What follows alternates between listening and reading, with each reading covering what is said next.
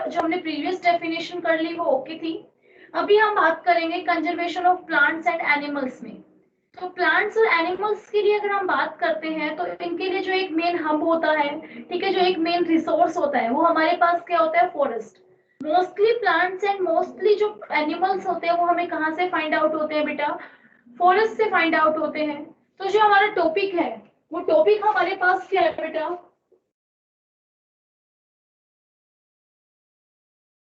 Deforestation. ठीक है, कि फॉरेस्ट में हमें प्लांट्स और एनिमल्स मिलते हैं, कंजर्व करना है, हमें उनको संभाल के रखना है, ठीक है, उनको एक लॉन्ग टाइम तक उनकी प्रेजेंस हमारे सराउंडिंग में रखनी है। तो उसके लिए हमारे पास हमें फॉरेस्ट को क्या करना पड़ेगा बेटा, कंजर्व करना पड़ेगा। पर हमारे सराउंडिंग में अब क्या हो रहा है, डिफोरेस्टेशन हो रहा है। जो भी प्लांट्स होते हैं, जो भी ट्रीज होते हैं, फॉरेस्ट होते हैं, उनको एक लार्ज स्केल पे क्या किया जा रहा है बेटा, कट किया जा रहा है। ठीक है, उनको हम एक लार्ज स्केल पे कट कर रहे हैं ट्रीज को। उस प्रोसेस को आप क्या कहते हैं बेटा, डिफोरेस्टेशन कहते हो। ठीक है, तो आप उसको क्या कहते हैं बेटा, डिफोरेस्टेशन। तो डिफोरेस्टेशन के लिए हम यहाँ पे डिफाइन कर रहे हैं, cutting of trees on a large scale for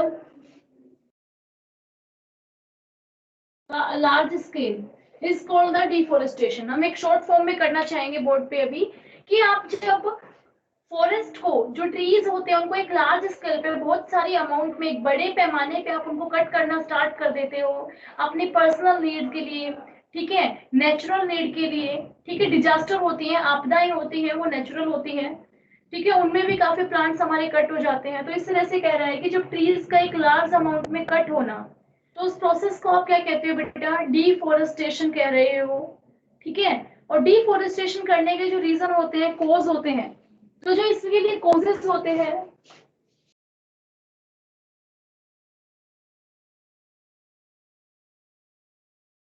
cause of deforestation, deforestation के रीजन जो हमारे पास होते हैं बेटा, वो हमारे पास क्या होते हैं, फर्स्ट हम कहते हैं नेचुरल कोज, की नेचुरल रीजन है।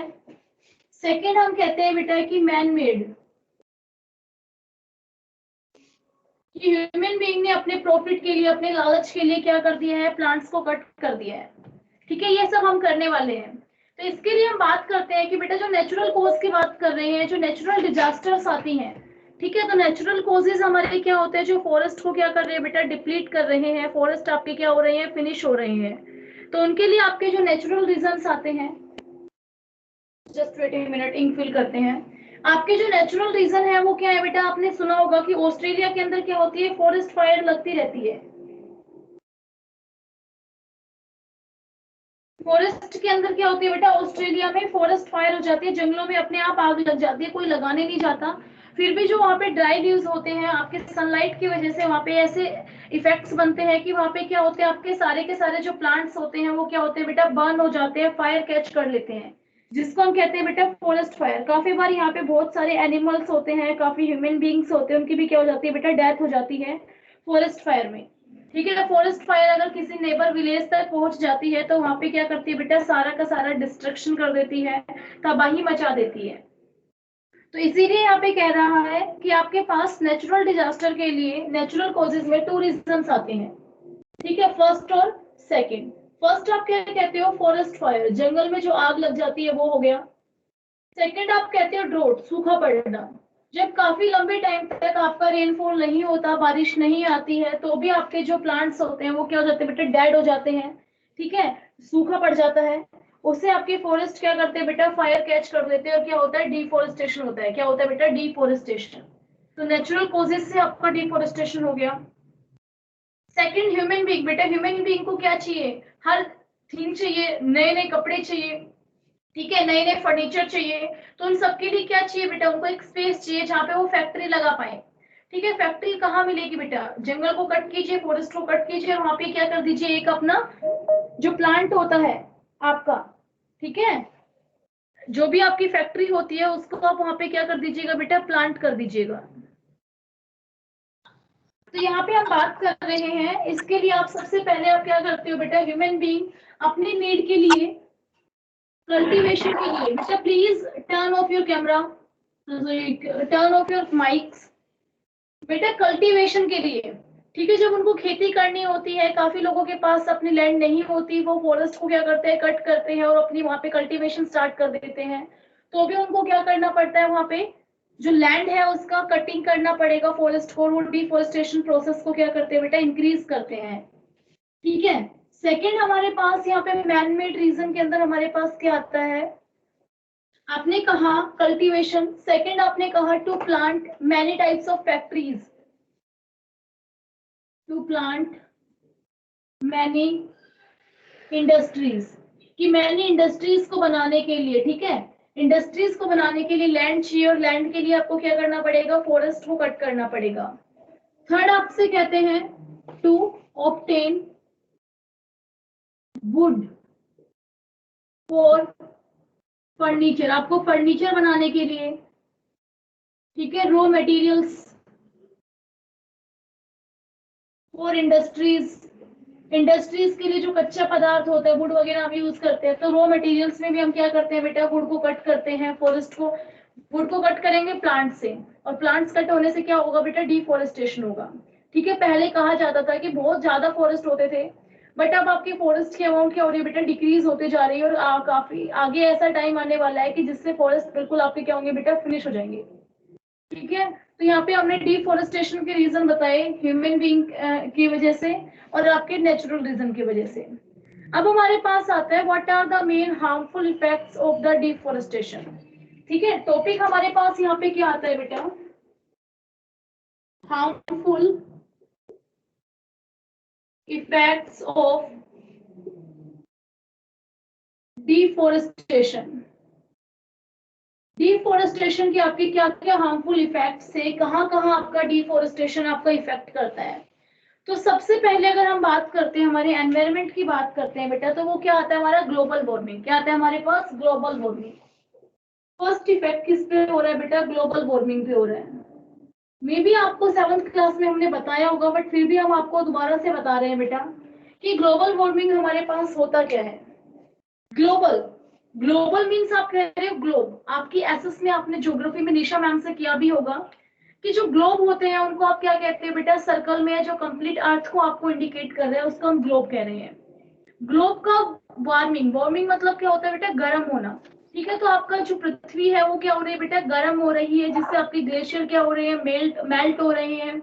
आपके अर्थ का टेम्परेचर इंक्रीज हो रहा है, विदाउट एसी विदाउट कूलर आप सरवाइव नहीं कर पा रहे। It's all because of the global warming. ये सब किसकी वजह से है बेटा, आपके ग्लोबल वार्मिंग की वजह से है। ठीक है, ग्लोबल वार्मिंग होता क्या है, तो आप ये कह सकते हो the gradual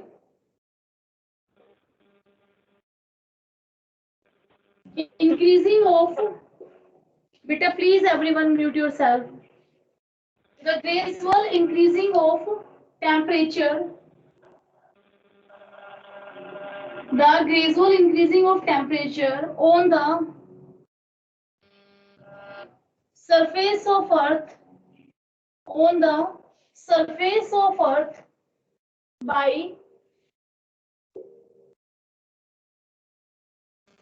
greenhouse gases is called, beta please silent,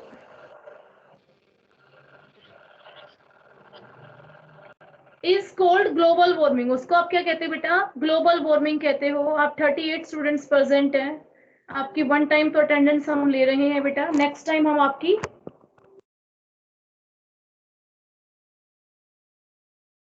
just wait a minute बेटा।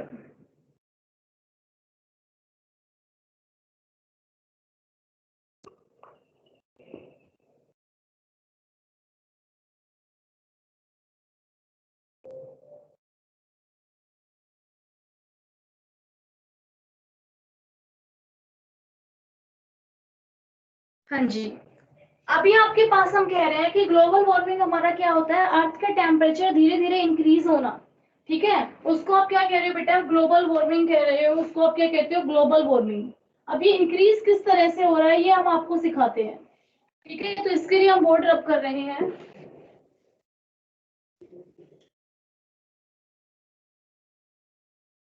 तो बेटा बोर्ड रब करने से हमें यहाँ पे हम करते हैं, सबसे पहले आपको बताते हैं कि हमारे पास क्या होता है बेटा, सन होता है। हीटिंग के लिए और एनर्जी के लिए हमारे पास अल्टीमेट सोर्स हमारा क्या होता है, सन होता है। हम मान लीजिए ये हमारे पास हमारी क्या है बेटा, अर्थ है। ये हमारे पास क्या है, अर्थ, जिसको हम क्या कह रहे हैं, ग्लोब कह रहे हैं। ठीक है, ये हमारे पास एक अर्थ है राउंड शेप में। अब हमारे पास सनलाइट आती है। सनलाइट आती है और अर्थ के सरफेस पे क्या करती है, आपकी स्ट्राइक करती है। अर्थ के सरफेस पे क्या करती है बेटा, स्ट्राइक करती है। आप देखते हैं कि आपके सराउंडिंग के अंदर बहुत सारे क्या है, ऑटोमोबाइल्स है, व्हीकल्स हैं, ठीक है, ह्यूमन बीइंग है, बहुत सारी आपके पास क्या है बेटा, फैक्ट्रीज है सराउंडिंग में। उनसे गैसेस रिलीज होती हैं, एज लाइक आपकी CO2, carbon dioxide, methane release होती है, ठीक है, सल्फर डाइऑक्साइड रिलीज होती है, नाइट्रोजन डाइऑक्साइड रिलीज होती है। बट यहाँ पे हम मेनली किसकी बात कर रहे हैं बेटा, CO2 की बात कर रहे हैं कि कार्बन डाइऑक्साइड रिलीज होती है। तो वो क्या बनाती है सराउंडिंग में, अर्थ के सराउंडिंग में चारों साइड क्या बना देती है बेटा, एक लेयर बना देती है, जो कैसा काम करती है, आपके ब्लैंकेट का काम करती है, कंबल का काम करती है। ठीक है, होता क्या है कि जैसे ही ये गैसेस अर्थ के सरफेस पे सॉरी लाइट्स, आपके सनलाइट होती है, वो स्ट्राइक करती है, हीट रेडिएशंस, तो अर्थ क्या करती है, कुछ पार्ट्स क्या कर लेती है बेटा, एब्जॉर्ब कर लेती है। सम अमाउंट क्या कर लेती है बेटा, एब्जॉर्ब हो जाती है, और कुछ को वापस क्या कर देती है बेटा, रिफ्लेक्ट कर देती है, वापस भेज देती है। ठीक है, तो जो CO2 होती है, CO2 के जो चारों साइड हमारी लेयर बन गई है, क्योंकि हमने क्या कट कर दी है, हमने प्लांट्स को कट कर दिया है। हमने क्या कट कर दिया बेटा, प्लांट्स को कट कर दिया। अगर प्लांट्स होते तो CO2 को वो क्या कर लेते, एब्जॉर्ब कर लेते। बट यहाँ पे कोई प्लांट्स नहीं है, तो CO2 की क्या बन गई है, हमारे पास लेयर बन गई है। प्लांट्स है वो भी इतना मिनिमाइज नहीं कर पा रहे उस इफेक्ट को, तो ये वापस जाने लगती है। तो ब्लैंकेट क्या कहता है, आपको बाहर नहीं जाना, वापस चलिए। क्या कहता है, वापस चलिए। वो अर्थ के पास उन लाइट्स को क्या कर देता है बेटा, वापस सेंड कर देता है। ठीक है, देखिएगा, सन से लाइट आई, अर्थ ने कुछ एब्जॉर्ब की, और बची हुई को क्या कर दिया, वापस बैक कर दिया कि आप वापस जाइए। ठीक है, ब्लैंकेट ने उसको वापस भेजा, अर्थ ने इसको फिर से वापस कर दिया, फिर इसको फिर वापस कर देता है ब्लैंकेट। तो कहने का मतलब है कि जो हीट रेडिएशंस होती है हमारी, क्या होती है बेटा, हीट रेडिएशंस होती है, वो हमारे कहाँ मूव करती रहती है, हमारे एटमोस्फेयर में। कहाँ मूव करती रहती है, हमारे एटमोस्फेयर में। उनको सराउंडिंग से बाहर जाने ही नहीं दिया जाता। तो उस वजह से हमारी अर्थ का टेम्परेचर क्या हो गया, इंक्रीज हो गया है। ठीक है, अदरवाइज पहले कार्बन डाइऑक्साइड का लेवल क्या था, लो था, ब्लैंकेट नहीं बनता था, हीट रेडिएशन आती थी, कुछ एब्जॉर्ब हो जाती थी, कुछ वापस चली जाती थी। तो उससे टेम्परेचर, गर्मी क्या रहती थी बेटा, कम रहती थी। बट अब आपका क्या होता है, सफोकेशन रहता है। ठीक है, सफोकेशन का मतलब क्या है कि हर टाइम पे हीट रेडिएशन हमारे सराउंडिंग में क्या करती रहती है बेटा, मूव करती रहती है। तो इसीलिए हम इसको कह रहे हैं यहाँ पे कि आपकी हीट रेडिएशन क्या कर रही है, आपकी मूव कर रही है। तो उस वजह से यहाँ पे टेम्परेचर इंक्रीज हो गया है, और वो क्या इंक्रीज करता है, आपकी ग्लोबल वार्मिंग इंक्रीज करता है। और इस इफेक्ट को आप क्या कहते हो बेटा, ग्रीन हाउस इफेक्ट कहते हो। क्या कहते हो आप इसको, ग्रीन हाउस इफेक्ट कहते हो। तो याद रखिएगा, गैसेस का, कार्बन डाइऑक्साइड का एक ब्लैंकेट बनाना, हीट रेडिएशन को बाहर ना जाने देना, उस इफेक्ट को आप ग्रीन हाउस कहते हो। और आपके अर्थ के केस में यूज होता है तो उसको आप क्या कहते हो, ग्लोबल वार्मिंग कहते हो।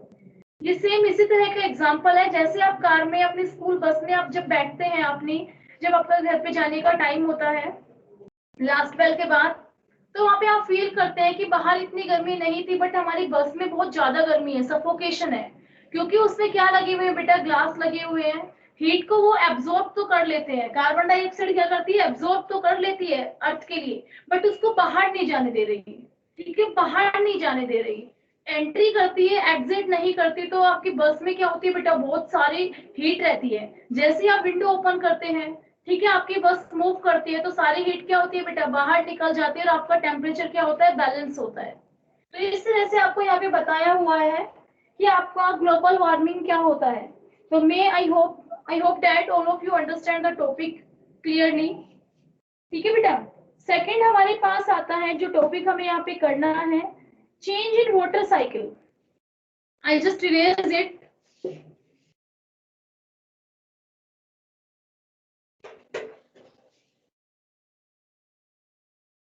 बेटा हमारे पास सेकंड, हमारा डिफोरेस्टेशन ने किसको इफेक्ट किया? फर्स्ट हमारा आ गया ग्लोबल वार्मिंग को। किसको इफेक्ट किया? ग्लोबल वार्मिंग कर देता है, इंक्रीज ग्लोबल वार्मिंग। सेकंड हमारे पास आता है डिफोरेस्टेशन डिक्रीज वाटर टेबल। जो वाटर टेबल होती है उसको क्या कर देता है बेटा? डिक्रीज कर देता है, या कह सकते हैं कि जो ग्राउंड का वाटर लेवल होता है उसको क्या कर देता है बेटा? डिक्रीज कर देता है। ठीक है, तो यहाँ पे हमारा एक पॉइंट बनता है, it can change in water cycle. Change in water cycle, water cycle आप लोअर क्लासेस में कर चुके हैं बेटा, कि वाटर साइकिल आपकी किस तरह से मेंटेन होती है। बारिश आती है, बारिश को कैसे एब्जॉर्ब किया जाता है, फिर उसका कैसे इवोपरेशन वगैरह होता है। तो वाटर साइकिल को बेटा चेंज कैसे करते हैं? लेट्स सपोज दैट ये हमारे पास क्या है बेटा? ये हमारे पास कोई भी एक ट्री है, ठीक है। ट्री में यहाँ पे क्या होती है बेटा? लीव्स होती है। ओके, ये हमारी रूट्स है। बॉटम में हमारे पास क्या है बेटा? रूट्स है। तो लीव्स हमारे पास क्या करती है? लीव्स की प्रॉपर्टी होती है बेटा, जिस प्रॉपर्टी को आप यहाँ पे क्या कह रहे हो? ट्रांसपिरेशन। क्या कहते हो आप उसको? ट्रांसपिरेशन। ठीक है, ट्रांसपिरेशन हमारी एक प्रॉपर्टी होती है। ट्रांसपिरेशन हमारे पास किस तरह से हम एक्सप्लेन करते हैं कि आपका एक process, transpiration is a process in which water loss from the leaves. Leaves से क्या होता है बेटा? लीव्स में पानी रहता है, रूट से जो एब्जॉर्ब करते हैं। जो वाटर लीव्स का होता है वो क्या होता है बेटा? इवोपरेट हो जाता है एटमॉस्फेयर में, वेपर्स बन के। ठीक है, तो ट्रांसपिरेशन को हम प्रोसेस को डिफाइन करते हैं, loss of water from the leaves by a process of evaporation। ठीक है, जैसे ही सनलाइट मिलती है तो लीव्स के अंदर जो पानी होता है वो क्या बनता है बेटा? वेपर्स बन के आपके सराउंडिंग में चला जाता है। ठीक है, उस प्रोसेस को आप क्या कह रहे हो? इवोपरेशन कह रहे हो। और ये लीफ में होता है तो उसको आप क्या कहते हो बेटा? ट्रांसपिरेशन कहते हो। क्या कहते हो आप? ट्रांसपिरेशन कहते हो। ठीक है, तो वेपर्स बन गई है, और ये वेपर्स आपके एटमॉस्फेयर में, जैसे आपने 7th क्लास में किया था कि एटमॉस्फेयर में ऊपर जाके बेटा ये क्या होंगी? ठंडी होंगी, कंडेंस होंगी। ठीक है, और ये क्या बनाएंगे बेटा? क्लाउड बनाएंगे, इकट्ठी हो जाएंगे, और ये क्या बनाएंगे बेटा? आपके पास क्लाउड बनाएंगे। ठीक है, फिर क्लाउड से क्या होता है बेटा? रेनफॉल होता है। क्लाउड से क्या होता है? रेनफॉल। इसी तरह से सिस्टम चलता है, रेन आती है, रूट्स एब्जॉर्ब करते हैं, फिर वाटर आता है, फिर वो बादल बना देता है। तो वाटर साइकिल को इफेक्ट कैसे करता है कि जब अगर आपके प्लांट्स ही नहीं होंगे, प्लांट्स ही नहीं है, ठीक है, तो कोई ट्रांसपिरेशन नहीं होगा, कोई क्लाउड्स नहीं बनेंगे, कोई बारिश नहीं आएगी। तो वाटर साइकिल आपकी क्या हो गई बेटा? चेंज हो गई। वाटर साइकिल क्या हो गई? चेंज। फिर वहां पे क्या हो जाएगा बेटा? ड्रॉट, सूखा पड़ जाएगा। ठीक है, तो याद रख सकते हैं आप कि आपका अगर प्लांट है तो एक प्रोसेस होता है जिसको आप कहते हो ट्रांसपिरेशन कहते हो। ट्रांसपिरेशन नहीं होगा, जब प्लांट्स नहीं होंगे तो कोई क्लाउड नहीं बनेगा, क्लाउड नहीं बनेगा तो रेन नहीं आएगी, और आपका क्या हो जाएगा? वो रीजन ड्रॉट हो जाएगा, सूखा पड़ जाएगा। और उस प्रोसेस को यहाँ पे आप कह रहे हो बेटा, एक तरह से चलो यही रखिए, ड्रॉट, सूखा पड़ जाएगा। ठीक है, थर्ड हम यहाँ पे कहते हैं बेटा कि फॉरेस्ट अगर आपने कट किया तो आपके ऊपर क्या इम्पैक्ट पड़ेगा? Soil erosion. ठीक है, इम्पैक्ट क्या होगा आपका? सोइल इरोजन होगा। सोइल इरोजन का मीनिंग हमारे पास क्या होता है बेटा? भूमि का कटना। Just wait a minute.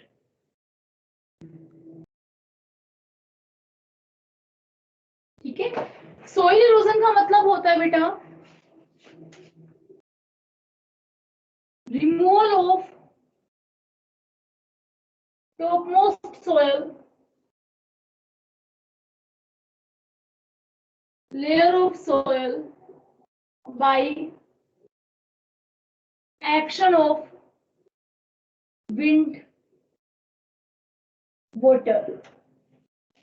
ठीक है, आपकी हवा से या पानी से किसी भी तरीके से बेटा आपकी जो टॉपमोस्ट लेयर होती है आपके फील्ड्स की, जो भी आपकी सॉइल की टॉपमोस्ट लेयर होती है, उसका आपका रिमूव हो जाना, कट जाना, फ्लो कर जाना, बह जाना, उस प्रोसेस को आप क्या कहते हो बेटा? सॉइल इरोजन कहते हो। अगर फॉरेस्ट नहीं होंगे, अभी हमें रिलेट क्या करना है बेटा? फॉरेस्ट को और सॉइल इरोजन को रिलेट करना है। तो सॉइल इरोजन और फॉरेस्ट को रिलेट करने के लिए हमारे पास यहाँ पे टॉपिक आता है। तो यहाँ पे टॉपिक हमारे पास बेटा वो क्या आता है कि जो सोइल इरोजन होती है, प्लांट्स में क्या होती है? रूट्स होती हैं। ठीक है, प्लांट्स की क्या होती है बेटा, आपके पास रूट्स होती है। रूट्स क्या करती हैं, सॉइल को बाइंड करती हैं। ठीक है, ये रूट्स हमारी क्या करती है बेटा, सॉइल को बाइंड करके रखती है, बांध के रखती है। और जैसे ये बाइंड कर लेती है, ठीक है, बाइंड करने के बाद सॉइल क्या होती है बेटा, इनकी बंधकी रहती है। हवा आती है, पानी आता है, तो वो क्या करते हैं, मिट्टी को बाहर नहीं जाने देते, उनको क्या रखते हैं बेटा, फिक्स करके रखते हैं। ठीक है, तो इसी तरीके से वो क्या करते हैं, सॉइल इरोजन को बचाते हैं। आपने फॉरेस्ट को ही कट कर दिया, प्लांट्स को ही कट कर दिया, तो कोई उनको सॉइल को रोकने वाला नहीं है, वो फ्लो कर जाती है। और वो क्या कर देती है बेटा, डेजर्टिफिकेशन। क्या कर देती है बेटा, डेजर्टिफिकेशन, जिसको आप यहाँ पे हिंदी में क्या कहते हो बेटा, बंजर भूमि। क्योंकि जो आपको पता है, जो टॉपमोस्ट लेयर होती है वो सबसे क्या होती है बेटा, फर्टाइल सॉइल होती है, सबसे उपजाऊ सॉइल होती है, फर्टाइल सॉइल होती है। यही लॉस हो गई तो वो आपकी क्या बन जाती है बेटा, बिल्कुल आपकी ऐसी सॉइल हो जाती है जो आपकी किसी काम की नहीं है। तो उस प्रोसेस को हम क्या कहते हैं बेटा, डेजर्टिफिकेशन। क्या कहते हैं हम, डेजर्टिफिकेशन। तो उस टाइम पे हमारी वो क्या हो गया बेटा, प्रोसेस हमारा बंजर प्रोसेस जिसको हम कहते हैं। आपकी जो फर्टाइल सॉइल थी, जो सॉइल आप कल्टीवेशन में यूज करते थे, वो आपकी क्या हो गई है बेटा, डैमेज हो गई है। ओके, नेक्स्ट हमारे पास कहता है कि डिफोरेस्टेशन करने से आपकी सॉइल की जो पीएच होती है, pH level of soil is imbalance. So quality of soil should be low. बेटा जो प्लांट्स होते हैं, प्लांट्स के जो डेड लीव्स होते हैं वो आपके सोइल में जाके गिरते हैं। काफी प्लांट्स होंगे तो वहां पे क्या होंगे, एनिमल्स भी होंगे, एनिमल्स भी डेड हो जाते हैं। ठीक है, तो वो हमारे माइक्रो ऑर्गेनिज्म की हेल्प से उनको हम किस में चेंज कर देते हैं बेटा, ह्यूमस में चेंज कर देते हैं। ठीक है, उससे फिर आपकी सोइल की फर्टिलिटी इंक्रीज होती है, उसकी पीएच मेंटेन रहती है, उसमें वेरियस टाइप के न्यूट्रिएंट्स होते हैं, मिनरल्स होते हैं, उन सब के अमाउंट को क्या कर देता है, फुलफिल कर देता है। ठीक है, तो इस तरह से हम यहाँ पे कह रहे हैं कि आपके सोइल की पीएच लेवल मेंटेन करता है, क्वालिटी को मेंटेन करता है। बेटा आपकी क्लास आज 5 मिनट्स लॉन्ग चलेंगी, तो आप क्लास को लेफ्ट मत कीजिएगा। नेक्स्ट हमारे पास आता है बेटा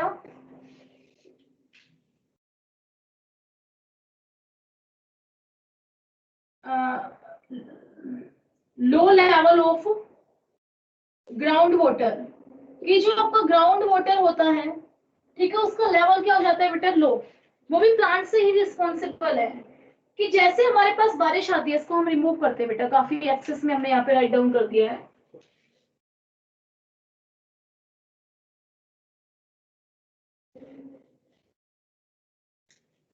प्लांट फिर से बना रहे हैं बेटा। जो ये रूट्स होती हैं, जब हमारी बारिश आती है तो वो क्या होती है बेटा, लीफ के ऊपर गिरती है और उनसे धीरे धीरे करके क्या आती है बेटा, सोयल तक आती है। तो जो हमारी रूट्स होती है वो कैसी होती है बेटा, पोरस होती है। प्लांट्स की रूट्स हमारी कैसी होती है बेटा, पोरस होती है। ठीक है, पोरस का मतलब क्या होता है, ये वाटर को क्या कर पाती है बेटा, एब्जॉर्ब कर पाती है। क्या कर पाती है, एब्जॉर्ब। ये इस वाटर को क्या करती है, एब्जॉर्ब करती है। और जो ग्राउंड में आपका वाटर है, ठीक है, जो ग्राउंड लेवल है, जहाँ पे आप कहते हो वेल हो गया आपका, उन तक ये वाटर को क्या करती है बेटा, पहुंचाती है। क्योंकि हम डेली उस वाटर को यूज कर रहे हैं, जब बारिश आती है तो उस तक रूट्स क्या करती है, उस पानी को पहुंचाती है। ठीक है, तो इस तरह से वो, अगर आपके प्लांट नहीं होंगे तो ग्राउंड वाटर क्या होगा बेटा, लो चला जाएगा, और फिर धीरे धीरे वहां पे पानी बिल्कुल खत्म हो जाएगा। जैसे कहा जाता है कि राजस्थान में पानी नहीं है, नारनौल साइड पानी नहीं है। रीजन क्या है, क्योंकि वहां पे ग्राउंड लेवल क्या हो गया बेटा, रिचार्ज नहीं हो पा रहा, प्लांट वहां पे कम होते हैं। नेक्स्ट आप यहाँ पे कहते हो बेटा कि आपका जो नेचुरल डिजास्टर होते हैं, उनके जो चांसेस है वो क्या होंगे, इंक्रीज हो जाएंगे। Increase chance of natural disaster. Natural disaster का अगर हम बात करते हैं, जैसे आपकी फ्लड हो गई, बाढ़ आती है, जैसे ही आपके रिवर्स में से पानी बाहर निकलता है तो प्लांट से वो क्या करता है, फॉरेस्ट में से बाहर निकलता है तो टकराता है, स्ट्राइक करता है। तो उससे जो वाटर की स्पीड है वो क्या होती है बेटा, स्लो हो जाती है। और जो इसके फॉरेस्ट के पास का जो गांव है वो क्या रहता है, सेफ रहता है। First thing. सेकंड थिंग, कि जब बारिश आती है तो ये धीरे धीरे क्या करके सारा वाटर क्या कर लेते हैं, एब्जॉर्ब कर लेते हैं, बाहर वाटर को फ्लो कम कराते हैं, उससे आपकी फ्लड क्या हो जाती है बेटा, रुक जाती है, फ्लड के चांसेस क्या होते हैं बेटा, रुक जाते हैं। ठीक है। फिर नेक्स्ट हमारे पास आता है कि जो प्लांट्स होते हैं, तो प्लांट्स में एनिमल्स रहते हैं, एनिमल्स क्या रहते हैं, सेफ रहते हैं, उनको खत्म करने के चांसेस क्या होते हैं बेटा, डिक्रीज हो जाते हैं, जो हंटिंग कह रहे हैं। फिर नेक्स्ट हम कहते हैं यहाँ पे कि जो आपके फूड प्रोडक्ट्स होते हैं, shortage of food products that are obtained by forest, कि जो फॉरेस्ट होते हैं, ठीक है, उनसे हमें जो फूड प्रोडक्ट्स मिलते हैं उनकी क्या आ जाती है बेटा, एक शॉर्टेज आ जाती है, कमी आ जाती है।